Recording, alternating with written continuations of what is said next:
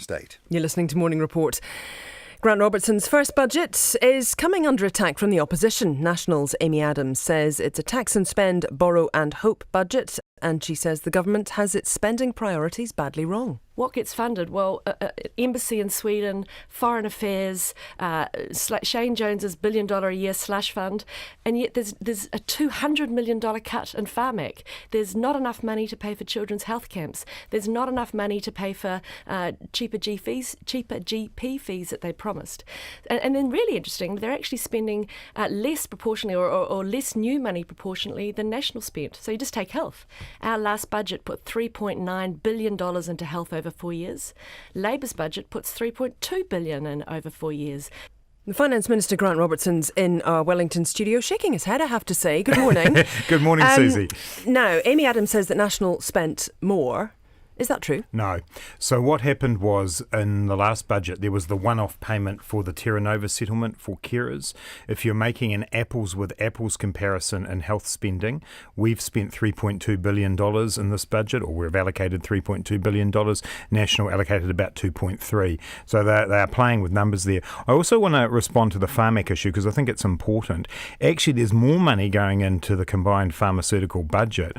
What's happening is that Pharmac is taking on the responsibility of buying the pharmaceuticals for all of the district health boards. As a result of that, as a result of their bulk buying power, they've estimated that they're going to be able to make around $200 million of savings on that budget over 4 years. So actually, we're going to get better value for money for people. The same medicines will be provided. In fact, more medicines will be provided. There was a lot of talk, though, about transformation that was going to come with the Labour government. Is this budget transformational? It's the first steps to transformation, and we've been very clear that what we're doing here is laying the foundations for that.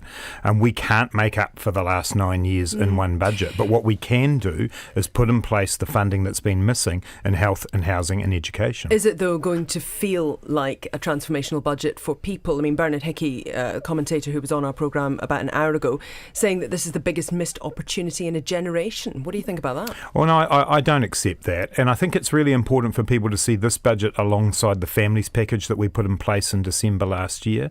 I mean, that's putting $5.5 billion into the pockets of middle and low income families over the next few years. That's a significant transformation in those people's lives. Up to $75 a week more for people, including beneficiaries. So I think actually when you put that package together with what we did in the budget today, we're taking the first steps to some big transformational changes. But is it the right thing to splurge $1 billion thereabouts essentially on MFAT rather than putting that money into health or education? Well, part of what we do in investing in the Ministry of Foreign Affairs and Trade is make sure we've got capability overseas to drive our trade agreements. It's our trade agreements that help our exporters earn money, which in turn flows back into the economy. We've got to do both sides of things here. We've got to help generate prosperity and then share it more fairly. But $1 billion, though, that's an awful lot of money. Yeah, and I mean, education, essentially the majority of the spending that you announced yesterday for education is simply to keep up with demand. It's not actually providing more money as such for the sector to make a difference, is it? Well, no, it's doing both. I mean, what we're doing is we're actually finally making sure that schools and early childhood education services are getting the money they need to run. This is the first universal increase for all early childhood education services in a decade.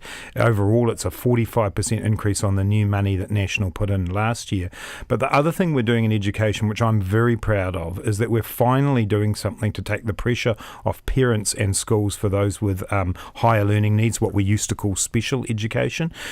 Because we put that money in, that actually takes pressure off the operational budgets. And, we're going to have 1,000 more students eligible for the ongoing resourcing scheme that's so important to parents and students with higher learning needs. So overall, the education package is good, but I also accept these are first steps, and we're going to continue to invest in education over the next two budgets because it's so important. And this is about keeping a certain amount of money so that you'll be able to splurge it in a couple of years ahead of the election, I should imagine. Also, though, should you have borrowed some money here?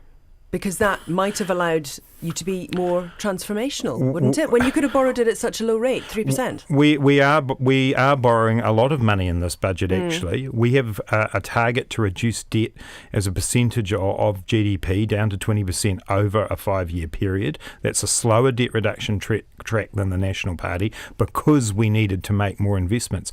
The amount of cash debt we're borrowing does go up because we want to build houses, we want to fix hospitals, we want to build school classrooms, but we have to keep a balance in the economy, and I think we've done that here. Okay.